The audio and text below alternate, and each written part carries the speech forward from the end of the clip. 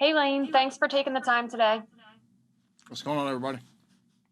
We'll get started here with John McMullen and then Mike Kay.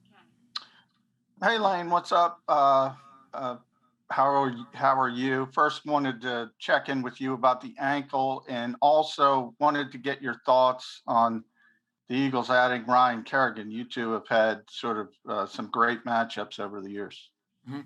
Yeah, full go in practice. I got cleared a couple weeks ago, so feeling good, looking good, and yeah, man, signing Kerrigan was a big attribute for us. I feel like adding, guy who's got the production he's had. He's close to 100 career sacks. So obviously surprised that Washington let him go, but having him on our side now is will do us a lot of good. I think later down the road in the season.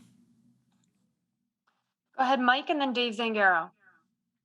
Hey, Lane. Obviously, there's a new staff in place, but you guys kept Stout. How important was that to you personally and the offensive line to have that continuity? It's huge. I mean, with Stout, you come in, he has standard operating procedures with how he coaches stuff, so you get that ingrained in you, after 8 or 9 years. So having him back was huge. I think it's big for the younger guys coming back. With how he teaches and how he goes about his business, I don't think there's anybody better in the business. So, we got the group back in town, finished our first week, and really had a great week out there for our first week back. Steve and then Jamie. Hey, Lane, what's up? What do you know about Landon Dickerson so far? He's a big dude, man. I watched him a little bit. He's still he's fully cleared, but watching him come off the ball, some stuff that he's able to do, he's extremely explosive.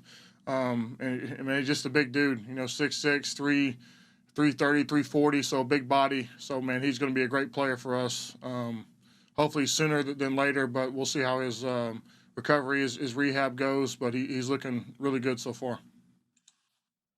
Jamie and then Ed Kratz. Hey, Lane. Last year wasn't the kind of year that you wanted, and you were hurt a lot, and that's beyond your control. How much of a chip kind of on your shoulder do you have coming into this season, knowing that the year wasn't what you wanted, knowing people lost their jobs, and knowing the way you guys performed, and does that fuel you to want to be better? Yeah, I mean, dealing with that ankle injury wasn't good. But one thing I was proud of, man, I still have one of the best pass blocking percentages in the league. So knowing I was injured and still able to play at a high level gives me the confidence now that I have, 2 legs. So I'll be a different animal this year. Same way with Brandon coming back, and excited to have him back with me. His first week back with us, no TAs, but yeah, really, last year wasn't a great year, and so really from everybody in this building, we have a lot to prove to the city, a lot to prove to ourselves. So we know where we stand, and really moving forward, we got that fire in our belly, and that's where we need to be. Ed and then Martin. Hey, Lane, good to see you.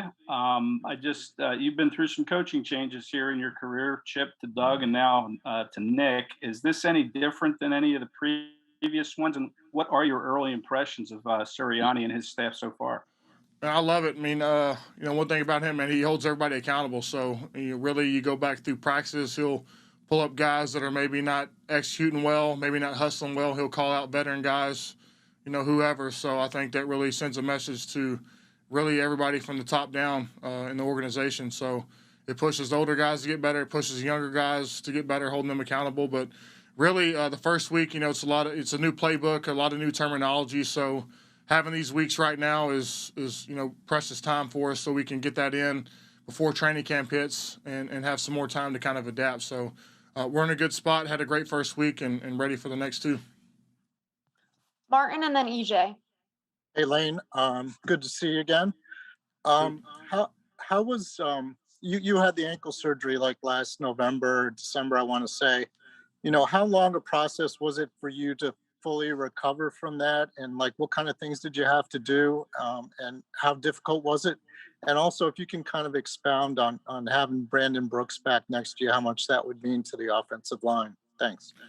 Yeah, the ankle, so I just got cleared a couple weeks ago. So really, probably the greatest limiting factor is trying to get that range of motion back that you had previous surgery. You may not get it all the way back, but really focusing on the range of motion. But now, I'm feeling normal running again. So really seeing no issues with it. So not having to really think about it anymore like I was.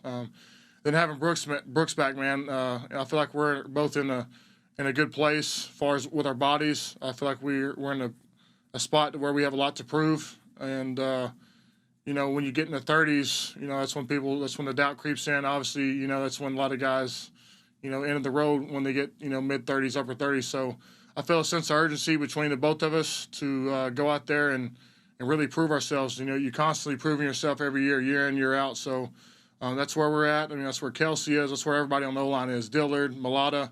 We have a lot to prove because last year wasn't where we needed to be. And we know that. And really, it's all going to be about how we play and how we perform. And that's what we're focused on. EJ and then Zach. Hey, Lane, I wanted to ask you about some of the interior line guys. It seemed like this year, maybe a little bit more than others, some guards and centers, were either prioritized in the draft or in free agency, got big contracts. Have you noticed that trend in the league a little bit? And, what do those guys do to help you out, those interior guys? Yeah. Well, I think if you saw in the Super Bowl, if you don't have a good line, you get it. It is what it is. You had to have a good line. You win games at the line of scrimmage, offensive, defensive line. So you can never have enough depth. You see how injuries play a fact in seasons, and it's the next guy mentality. I think you've seen that, really with this team more than a lot of people. But those guys in the middle. The guard's a different position to tackle. You have to face some big boys down there, so you have to have a lot of power, a lot of ability, and then the center in our system has to handle a lot on his plate, making calls, seeing different defenses, different blitzes. So you have to be a really smart player, heads up, and really that's what, kind of the trend you're looking for, guys that are smart, athletic, quick, make quick decisions, and guys that help the next guy next to them get better. Zach and then Damo. Hey, Lane. From the outside looking in, the Eagles are a team in transition, new coach, new quarterback. It's etc. At the same time, a lot of the best. Oh, I'm sorry. Can you hear me? Yeah, I can hear you now. Great. Yeah, I was saying from the outside looking in, the Eagles are a team in transition with a new coach, new quarterback. But at the same time, a lot of the best players like yourself are veterans in their 30s. How do you view the team's approach? Do you think it's a win now approach? Yeah, I think it is. It's definitely a win now. There is no excuses. A lot of stuff happens in the league. You get new coaches, new players, but the standard still remains the same. Last year was really an embarrassment for really everybody involved, and so that's been sitting with us and marinating all off season, and really, we do have a lot to prove. I have a lot to prove, and everybody coming back, we all have a lot to prove. But one thing I've learned, coming in, I've seen guys like JP when I came in. He was in his 30s, just had an Achilles injury, and I saw how he bounced back and how guys like that kind of paved the way whenever I was younger, and I'm trying to hopefully be that kind of example for the younger guys now. I had Damo and then Les. Lane, I got on late, so I apologize if you've been asked this before, but how important was it that they retained Stout? It was huge. When you think about, when I think about coaches and the amount of time and the amount of effort somebody puts into their job, I can't imagine somebody being any better than him. Just how he operates, and I think with guys' injuries or whatever, guys are out and new guys having to step up, and you see young guys playing well. You look at Nate Herbig last year, how he played. Driscoll when their names were called, Mulata, and I feel like that's a testament because whenever we go in our meeting rooms, it doesn't matter if you're starting, he still expects you to know your business, know your job. So whenever stuff like this does happen, you're not caught off guard, and really that's it's been ever since I've been here, it's been the motto. We'll take a few more here, so we'll go to Les, Jeff, and then Dave. Hey, Lane. I too came on just a little bit late, but you were talking about your injury, your ankle, and Landon Dickerson has had that tightrope surgery on both ankles. You were talking about range of motion and things like that. How do you see that for him? Is he going to be able to, have like his ankles would have been if he hadn't had that? Yeah, his mobility really is really pretty good right now. I know they're holding him back just because he's, just a few months out of surgery or whatever. But he's running around. They're having to pull back the reins on him. But as far as him, he's had tight ropes on both ankles. And really one thing he said, just the range of motion has been difficult to kind of get back. But really, I don't see it limiting him too much. With what he does, he's still powerful coming off the ball. He's still big. He's still 6'6", 340, and can still move. So, it's one of those things you see guys, like I was talking about JP, had Achilles, had knee surgeries. You just see guys bounce back. I think it's a lot easier maybe for the linemen because we're in a phone booth. We're playing in the 5-yard box. We're not having to run too much, maybe on a screen or something. So it's one position where you can kind of be resilient in.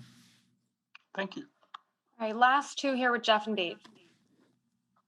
Hey, Lane, what are some of the distinctive features of the new offense besides the new terminology? I mean, how would you describe it when you read through it if you had, 50 or 100 words or so to describe it?